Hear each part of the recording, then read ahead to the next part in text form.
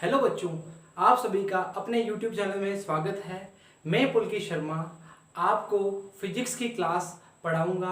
Plus 2 की physics आपको मैं यहाँ कवर कराऊंगा इसी YouTube चैनल पर, और इसी YouTube के माध्यम से मैं आपको प्लस 2 फिजिक्स पूरी कवर कराऊंगा। और हिंदी मीडियम का हम स्टार्ट करेंगे आज से, बिकॉज इंग्लिश मीडियम का हमारा चल रहा है सेकेंड प्लेलिस्ट में हमारे।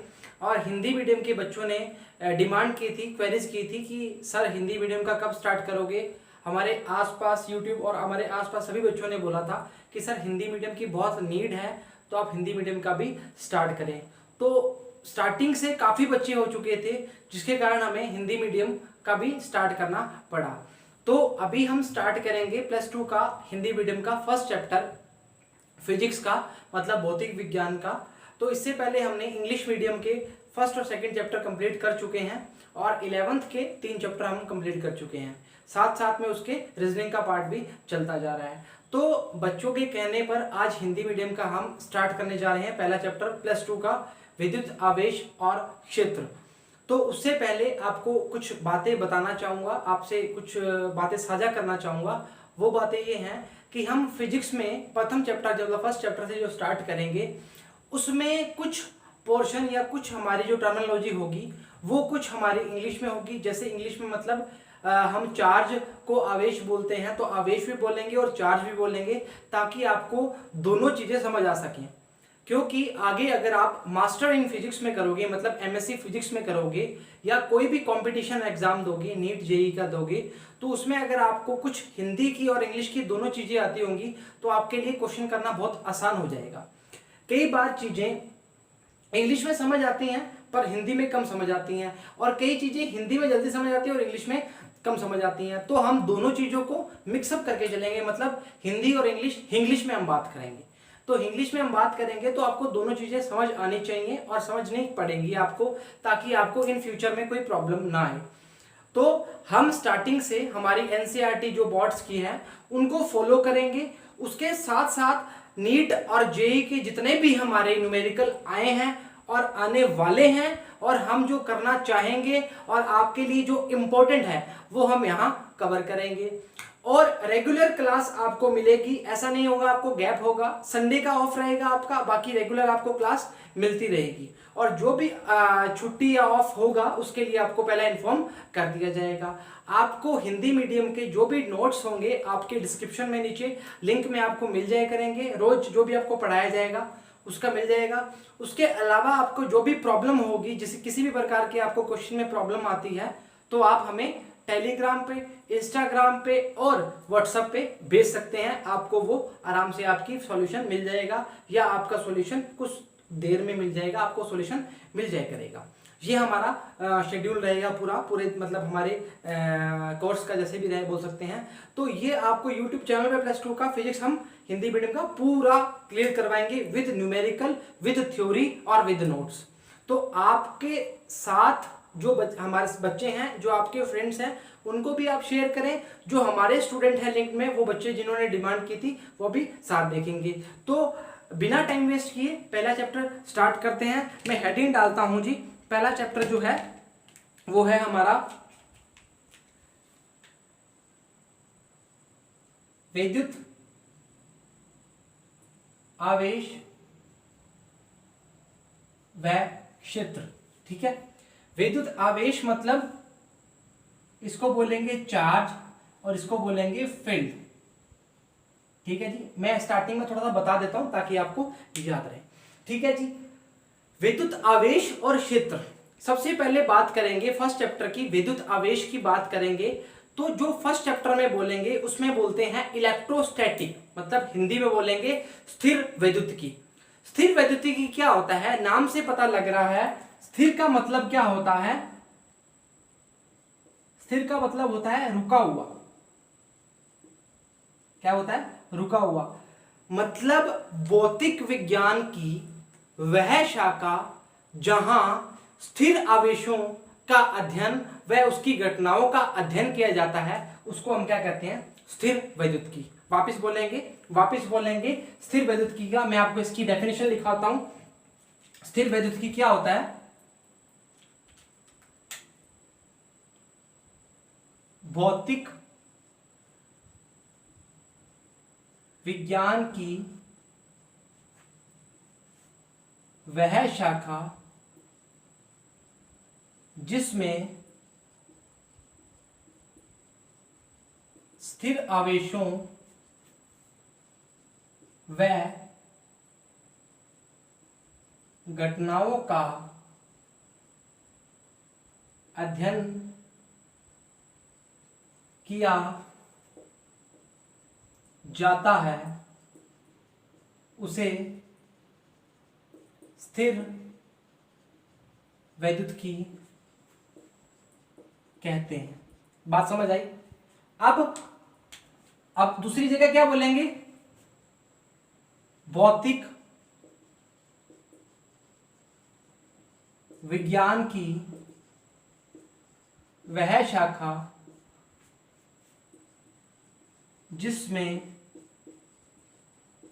चलित आवेश मतलब चार्ज आवेश जो है वो मूव कर रहे हैं, मतलब चल रहे हैं, आवेश का अध्ययन किया जाता है उसे धारा विद्युत, इंग्लिश में बोले जाए तो कहेंगे इलेक्ट्रिसिटी कहते हैं। मतलब आप समझो जी, जहां चार्ज रुका हुआ है उसको हम बोलेंगे स्थिर विद्युतिकी, जहां चार्ज रुका हुआ है उसको बोलेंगे स्थिर विद्युतिकी, जहां मतलब जिसमें आवेश रुका हुआ है उसको बोलेंगे स्थिर विद्युतिकी, और जहां चार्ज मतलब आवेश चल रहा है उसको हम बोलेंगे धारा विद्युत मतलब इलेक्ट्रिसिटी, मतलब हम बोलेंगे बिजली। हमारी देशी भाषा में बोले तो हम बोलेंगे बिजली। बिजली क्यों बोलेंगे? क्योंकि जो तारों पे चार्ज चलते हैं, जो हमारी वायर्स होती हैं, तार होती हैं, उसमें क्या होते हैं? इलेक्ट्रॉन चलते हैं। इलेक्ट्रॉन चलते हैं तो वो क्या कहता है? धारा विद्युत की। हम बोलते हैं ना धारा आ गई, किसमें धारा आ गई? मतलब तारों में इलेक्ट्रॉन चलने लग गए, तो जिसमें आवेश चलते हैं वो क्या कहलाता है? धारा विद्युत की मतलब इलेक्ट्रिसिटी। और जिसमें जहां चार्ज रुका हुआ है उसको हम बोलते हैं स्थिर विद्युत की। क्या बोलते हैं? स्थिर विद्युत की। इसके बाद हमने एक चीज पढ़ी है, इसके बाद हमने पढ़ा है आवेश। मतलब हमने पढ़ लिया, हमने जो पढ़ना है वो हमने क्या पढ़ना है? स्थिर वैद्युतिकी पढ़ना है। हमने क्या पढ़ना है? स्थिर वैद्युतिकी पढ़ना है। तो आप समझो जी, जिसमें आवेश रुके हुए हैं, घटनाओं आवेश रुके हुए आवेशों का अध्ययन करते हैं वो क्या कहलाता है? स्थिर वैद्युतिकी। ठीक है जी, इरेज कर रहा हूं जिसको, इरेज कर रहा हूं जी। इसके बाद हम देखते हैं आवेश क्या होता है। आवेश क्या होता है आप समझो जी। आवेश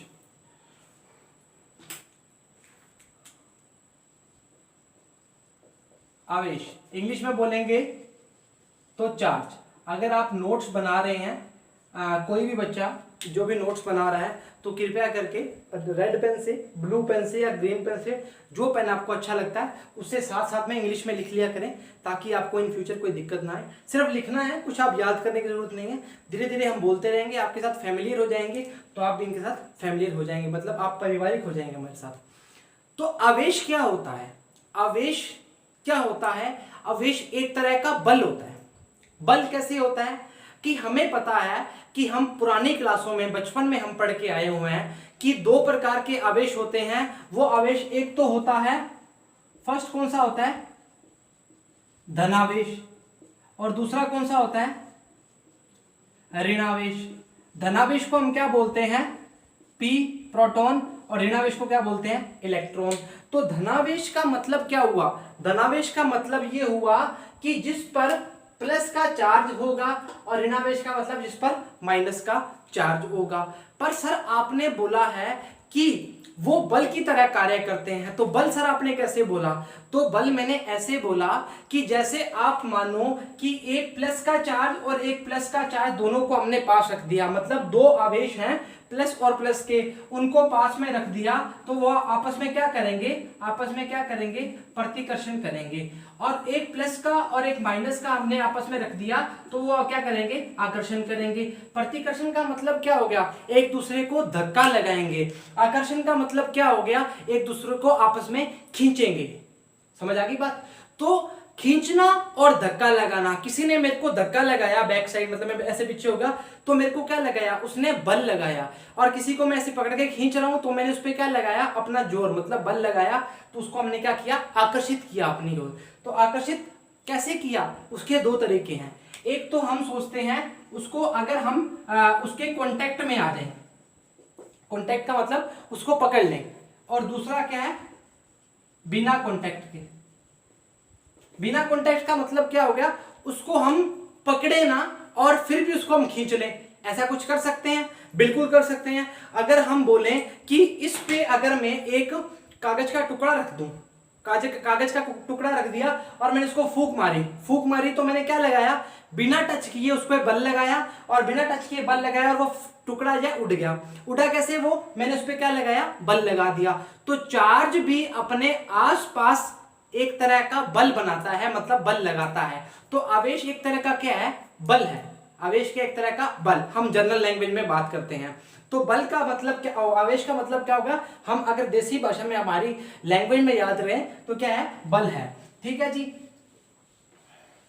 अच्छा, ये हो गया धनावेश और ऋणावेश। अब सबसे बड़ी मेन चीज जो है वो ये चीज है कि जो हमारी नेचर है, हमारे आसपास की प्रकृति है, वो किससे मिलकर बनी है। तो हमारी जो प्रकृति है वो दो चीजों से मिलकर बनी है। एक तो हमारी प्रकृति जो है वो दो चीजों से मिलकर बनी है। वो कौन कौन सी है, एक तो उसमें है पदार्थ और एक है उसमें विकिरण। पदार्थ को बोलेंगे मैटर और विकिरण को बोलेंगे रेडिएशन। ठीक है। पदार्थ और विकिरण से मिलकर कोई भी वस्तु जिसके पास कुछ भार है, जिसके पास कुछ बल लगाने की ताकत है, जिसके पास कुछ ऊर्जा है, तो वो क्या है, पदार्थ के अंदर आता है। विकिरण क्या होता है, जिसके पास ऊर्जा है, काइनेटिक एनर्जी मतलब गतिज ऊर्जा, उसके पास कोई स्थितिज ऊर्जा, कुछ ना कुछ ऊर्जा है, वो किसके अंदर आएगी, विकिरण के अंदर आएगी। जैसे हम बोलते हैं कि सूरज से निकलने वाली किरणें, तो वो किसके अंदर आएगी, वो विकिरण के अंदर आएगी। और हम बोलेंगे पदार्थ, तो पदार्थ, हर एक पदार्थ जो किसी ना परमाणुओं से मिलकर बना हुआ है वो क्या है, पदार्थ के अंदर आएगा।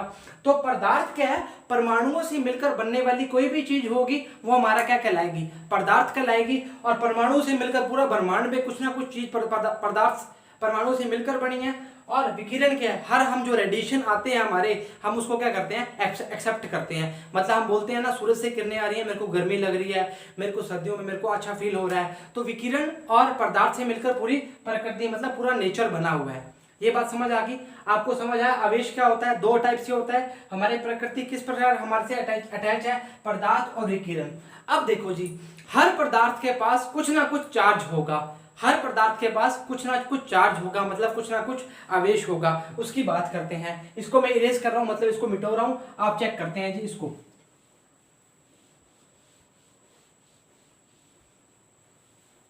अब देखो जी, आपको मैंने बोला था कि हम चार्ज की बात करेंगे, वो कैसे करेंगे, आवेश की बात कैसे करेंगे। अब देखो जी, एक सबसे पहली बात, कोई भी अगर परमाणु की बात करते हैं, परमाणु पदार्थ की बात करते हैं, तो परमाणुओं से, यहां लिखता हूं जी, परमाणुओं से मिलकर पदार्थ का निर्माण हुआ। ठीक है।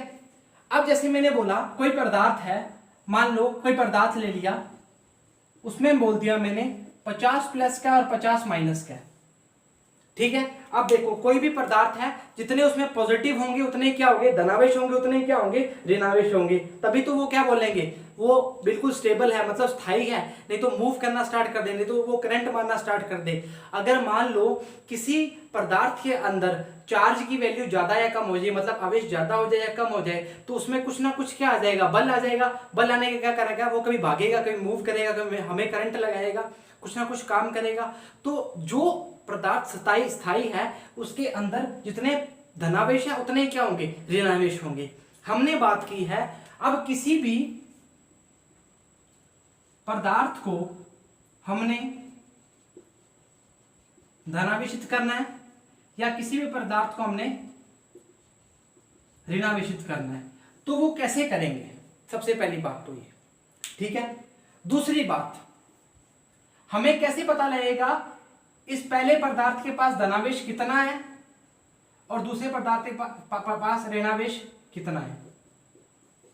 दूसरी बात, तो मतलब हमें दो चीजें पता लगानी है कि धनावेश और ऋणावेश कैसे पता लगाना है, और कितना धनावेश है और कितना ऋणावेश है। और तीसरी बात पता लगानी है किसके कारण। किसके कारण का मतलब हो गया कि किसके कारण उस पे चार्ज या आवेश आया है, किसके कारण उस पे चार्ज या आवेश आया है। ये तीन बातें पता करवानी है। ये बात समझ आ गई, ये बात समझ आ गई। इसको इरेज कर रहा हूं। अब आपको हम समझाते हैं कैसे। इसको इरेज कर रहा हूं। अब देखो जी, छोटा सा एग्जांपल है, छोटा सा एग्जांपल है, वो देखते हैं जी। जैसे ये प्लास्टिक है और एक कांच की छड़ ले ली। सबसे पहले तो बेंजामिन फ्रैंकलिन था, उसने चार्ज की खोज करी थी, मतलब आवेश का आविष्कार किया था। उसके लिए उसने एक थ्योरी दी थी, उसने एक अपनी व्याख्या दी थी, जो थी इलेक्ट्रॉन थ्योरी, इलेक्ट्रॉन व्याख्या, इलेक्ट्रॉन की व्याख्या करी थी। उसमें उसने यही बोला था कि सभी जो पदार्थ होते हैं वो परमाणुओं से मिलकर बने होते हैं, और नाभिक के अंदर प्रोटॉन जो होता है वो धनावेशित होता है और इलेक्ट्रॉन जो होता है वो ऋणावेशित होता है। ये बात हम बचपन से पढ़ते आ रहे हैं। अब किसी भी बॉडी को, किसी भी पदार्थ को या किसी भी बॉडी को हमने अगर चार्ज करना है, आवेशित करना है, तो हम क्या करते हैं, जैसे मान लो ये एक बॉडी है, इसमें plus plus plus plus plus plus plus minus minus minus minus minus minus 6 plus और 6 माइनस है, ठीक है। दूसरी एक plus plus plus plus plus plus plus plus minus minus minus minus, मतलब 6 प्लस 1, ये ए है और ये बी है। बात समझ आ गई? ए और बी समझ आ गया क्या है। अच्छा, अब हमने क्या किया, इन दोनों को आपस में रगड़ा। अगर फिजिक्स की भाषा में बोलेंगे घर्षण, और इंग्लिश में बोलेंगे तो बोलेंगे फ्रिक्शन। तो हमने इनके बीच में क्या लगाया, घर्षण लगाया। तो घर्षण लगाया तो हमने देखा कि इस पे जो है, इस पे क्या हुआ, प्लस की मात्रा ज्यादा हो गई और इस पे माइनस की मात्रा ज्यादा हो गई। तो आपने क्या देखा, आपने देखा कि जो ए बॉडी है वो क्या होगी, धनावेशित होगी। ए बॉडी क्या होगी, धनावेशित होगी, और बी बॉडी क्या होगी, ऋणावेशित होगी। इससे आपको क्या पता लगा, इससे आपको पता लगा कि रगड़ने से जो आवेश है वो स्थानांतरित होते हैं। रगड़ने से आवेश क्या होते हैं, स्थानांतरित होते हैं। ये बात आपको पता लगी। तो रगड़ने से अगर आवेश स्थानांतरित होते हैं तो रगड़ना एक विधि होगी, रगड़ना एक विधि होगी। तो बिल्कुल सही बोल रहे हो कि रगड़ना मतलब घर्षण की एक ऐसी विधि है जिससे हम जो आवेश हैं वो आपस में क्या कर सकते हैं, स्थानांतरित कर सकते हैं। बात समझ आ गई। तो रगड़ने से आवेश स्थानांतरित हो सकते हैं। तो स्थानांतरण क्या होगा, किसका होगा, तो आप एक हमेशा जिंदगी में बात याद रखना, हमेशा किसी भी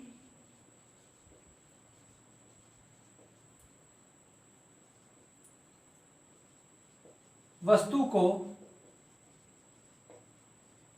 आवेशित करने की जिम्मेदारी बोल सकते हो या रिस्पॉन्सिबल बोल सकते हो, वो कौन होता है, इलेक्ट्रॉन।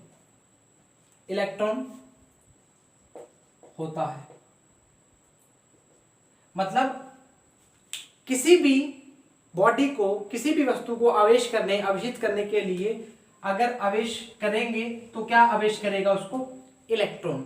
इसका मतलब क्या हुआ, इसका मतलब यह हुआ कि जो प्रोटॉन है, प्लस के चार्ज हैं, वो स्थानांतरित नहीं होंगे, और स्थानांतरण क्या होगा, सिर्फ और सिर्फ क्या होगा, इलेक्ट्रॉन का स्थानांतरण होगा।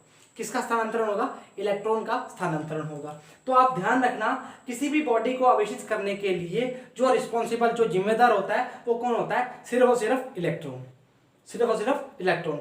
तो इलेक्ट्रॉन जो होता है वो ही किसी भी बॉडी को आवेशित, धनावेशित या ऋणावेशित करेगा। वो कैसे, वो ऐसे कि जैसे मानो, इसको इरेज कर रहा हूं जी, जैसे मैंने बोला, समझना जी, 4 4 बराबर हो गए, 4 4 बराबर हो गए।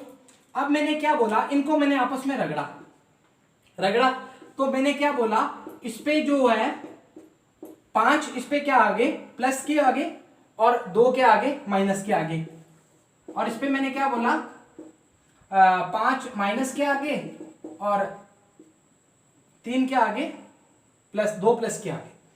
अब देखो जी हुआ क्या, हुआ ये कि रगड़ने के बाद जो माइनस थे वो कहां चले गए, इधर चले गए, इधर चले गए तो माइनस इधर सॉरी प्लस क्या माइनस क्या हो गया इधर चले गए, तो क्या हुआ माइनस की अधिकता होगी, माइनस की अधिकता होगी, और इधर से माइनस जाने के कारण यहाँ पे प्लस की क्या होगी अधिकता होगी। मतलब आप ऐसे बोल रहे हो कि अगर ए बॉडी से ए वस्तु से अगर माइनस निकल के इधर गए हैं तो बी बॉडी से माइनस इधर आए हैं, ऐसा नहीं है।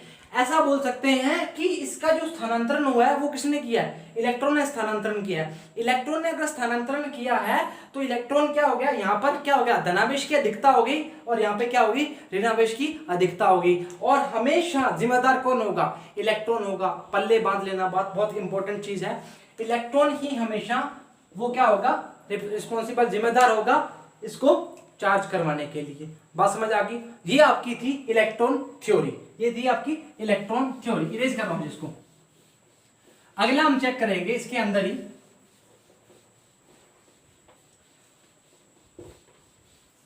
अगला हम चेक करेंगे इसमें आवेश की कई विधियां हैं। उस विधियों से पहले आपने हम 2-3 चीजें चेक करेंगे। उसमें विधियों में हमने क्या देखना है, जैसे बोल दिया प्रेरण के कारण, घर्षण के कारण, घर्षण के कारण आवेशन, आवेशन, प्रेरण घर्षण के कारण आवेशन।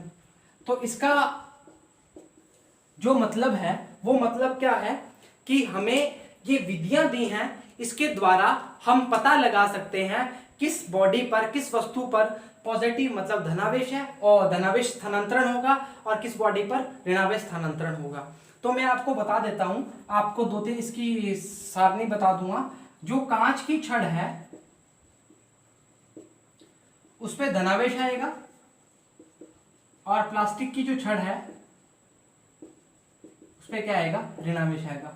एक सारणी है वो हम अभी इस जब ये पढ़ेंगे उसमें डिस्कस करेंगे, पर हमने एक सिंपल सी चीज बता दी, कांच की छड़ पे धनावेश आएगा और प्लास्टिक की छड़ पे क्या आएगा ऋणावेश आएगा। ठीक है, कैसे आएगा, आफ्टर रबिंग मतलब घर्षण के बाद हम उसको अगर ऐसे घर्षित करेंगे तो उसमें क्या आएगा कांच की छड़ पे धनावेश आ जाएगा और प्लास्टिक की छड़ पे परत छड़ पे क्या आएगा ऋणावेश आ जाएगा। ठीक है, अब उनास की छड़ ले लेते हैं, कांच की बिल्ली की खाल ले लेते हैं, रबड़ ले लेते हैं, वो आगे हम इसमें पढ़ेंगे। पहले हम आपको बता दें कि धनावेश और ऋणावेश के लिए जो चार्ज है जो आवेश है वो कैसे स्थानांतरित हुआ है वो बता दिया आपको। अब आपको एक चीज और बताएंगे, वो चीज क्या है, वो चीज ये है कि एक आपके पास यस करूंगी, एक आपके पास एक ऐसा यंत्र होता है जिसका नाम होता है विद्युतदर्शी।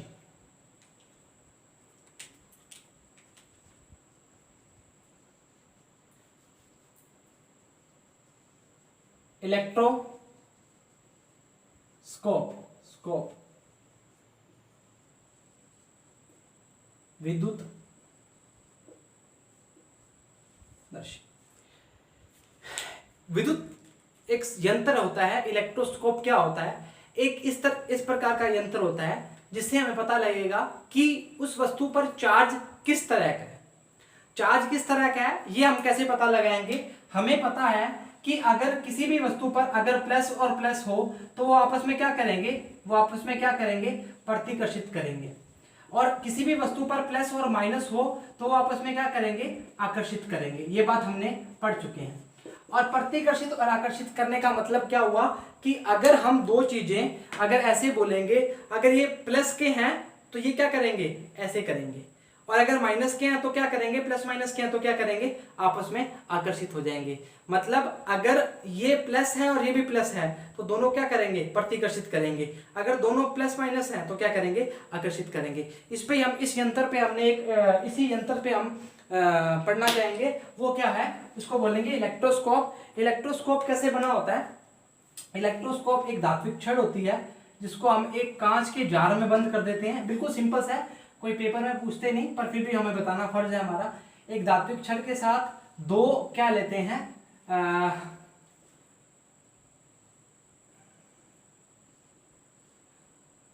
हाँ जी, 2 सोने की पत्तियां लेते हैं, मतलब इसको बोलते हैं गोल्ड लीफ। जैसे हमारा जो मिठाइयों के डिब्बों के ऊपर पन्नी नहीं आती, या हम किताबों के ऊपर पन्नी लगाते हैं उतनी पतली, तो ये क्या होती है, सोने की पत्ती, जिसको हम बोलते हैं गोल्ड लीफ। ठीक है, ये होता है कांच का जार। इसका उपयोग इसलिए किया जाता है जब एक्सपेरिमेंट करते हैं तो ये पत्तियां हवा से हिले ना, तो इस कारण इसका यूज किया जाता है। ये होता है कॉर्क, ये धात्विक छड़ बोल सकते हैं इसको। ठीक है जी, अब हम क्या करते हैं, अब देखो हम क्या करते हैं कि धात्विक छड़ के, आप देखो किसी भी जो हमारे चालक होते हैं उसमें चार्ज क्या होते हैं, चलना स्टार्ट करते हैं। अब क्या करते हैं, कोई भी हम यहाँ पे छड़ लेके आते हैं,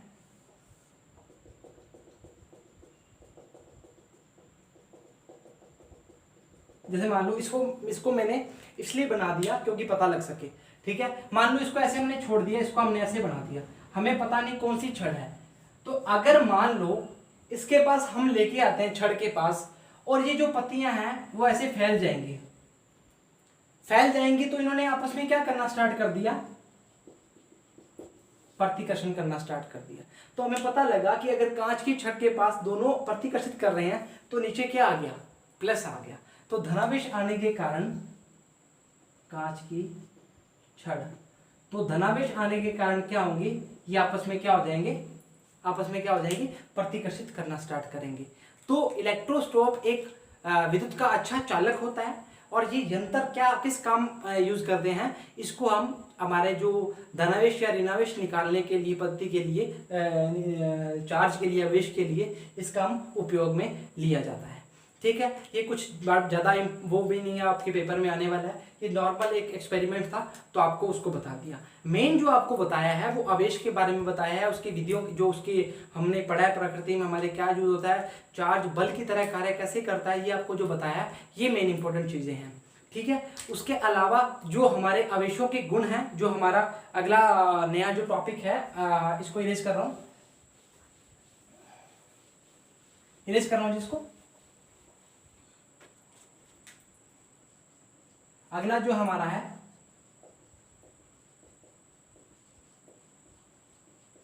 ठीक है, आवेशों के गुण बोल सकते हैं, प्रॉपर्टीज ऑफ चार्जेस बोल सकते हैं, कुछ भी बोल सकते हैं हम, जो आपको अच्छा लगे वो आप पढ़ सकते हैं। ये हम करेंगे अगले लेक्चर में, नेक्स्ट लेक्चर में, मतलब कल हम इसकी बात करेंगे। इसमें योजकता का नियम, जो इसके नियम है, 3 नियम है, क्वांटिजेशन ऑफ नियम, या संरक्षण का नियम जो है, या संरक्षण का जो भी हम बोल सकते हैं, वो तीनों हम पढ़ेंगे, और उसको हम इसके ऊपर 1, 2, 4 न्यूमेरिकल छोटे छोटे करेंगे। हाँ, सबसे मेन चीज़ जो आपको बताने वाली ये है, वो चीज़ ये है, इसको मैं इरेज कर देता हूँ जी। वो बताने वाली ये है कि अगर आपको फिजिक्स स्ट्रॉन्ग करनी है, फिजिक्स को, आपको भौतिक विज्ञान को अगर आपने अपने टिप्स पे करनी है, तो आपको जो आपके सवाल हैं, न्यूमेरिकल हैं, उनकी अप्रोच अच्छी करनी पड़ेगी, मतलब आपको न्यूमेरिकल अच्छे तरीके से करने पड़ेंगे, और उसकी जिम्मेदारी मेरी है। मैं न्यूमेरिकल आपको अच्छे तरीके से और आराम से करवाऊंगा। आपके हर चैप्टर के 2 या 3 क्लासेस ऐसी होंगी जो न्यूमेरिकल बेस्ड होंगी, नीट और जेई, मतलब बोर्ड्स की अलग होंगी, मतलब बोर्ड्स का मतलब जो हमारा हम करवाएंगे आरबीएसई और सीबीएसई, जो भी हमारा चल रहा है साथ में, एनसीईआरटी के जो न्यूमेरिकल होंगे एक्सरसाइज के, वो तो साथ साथ करते रहेंगे हम, साथ साथ, मतलब टॉपिक खत्म हुआ उसके बाद 2-3 न्यूमेरिकल, 4-5 न्यूमेरिकल, जैसे अच्छे न्यूमेरिकल, बेसिक न्यूमेरिकल जो आपके पेपर में आए हैं वो कर लिया करेंगे। उसके अलावा हम अलग से क्लास लगाएंगे, अलग से टॉपिक बताएंगे आपको कि इस टॉपिक को आज हम डिस्कस करेंगे, या पूरे चैप्टर के न्यूमेरिकल एक लंबी क्लास लगा देंगे, जिसमें आपको न्यूमेरिकल दिखा करेंगे, या आपको डिस्क्रिप्शन में पीडीएफ मिल जाए करेगी, या साइड में आपको न्यूमेरिकल दिखते रहे करेंगे, और मैं यहाँ पे सॉल्व करा दिया करूँगा। ठीक है जी, मैं न्यूमेरिकल पढ़ा करूँगा और न्यूमेरिकल आपको दिख रहा करेगा, आप पॉज करके आराम से न्यूमेरिकल सॉल्व करना। अगर आपसे होता है तो ठीक है, नहीं तो मैं करवाऊँगा। एक न्यूमेरिकल करवाएंगे, इसकी क्लासें लगेंगी। तो आपको मैं बेसिक रूल बताता हूँ फिजिक्स का। अगर आपने फिजिक्स समझनी है तो आपको न्यूमेरिकल और थ्योरी, मतलब न्यूमेरिकल की अप्रोच बनानी पड़ेगी। आपको न्यूमेरिकल बन गया तो आपका सारा काम अच्छा हो जाएगा। बाकी हम आपके साथ हैं, और अपना साथ बनाए रखोगे तो काम बहुत अच्छा हो जाएगा। जैसे पुराना इंग्लिश मीडियम वालों ने और बाकी बच्चों ने बनाए रखा है, आपका भी साथ हमेशा हमारा साथ बना रहेगा। और किसी भी प्रकार की कोई भी परेशानी होती है, आप हमसे बेझिझक होके आप अपने न्यूमेरिकल, अपनी थ्योरी, अपने किसी भी टाइप की जो प्रॉब्लम है आपसे हमसे डिस्कस कर सकते हैं टेलीग्राम पे, इंस्टाग्राम पे और व्हाट्सएप पे। आज के लिए इतना ही, यहीं समाप्त करते हैं। कल आपसे इसी वक्त मिलेंगे। Thank you very much.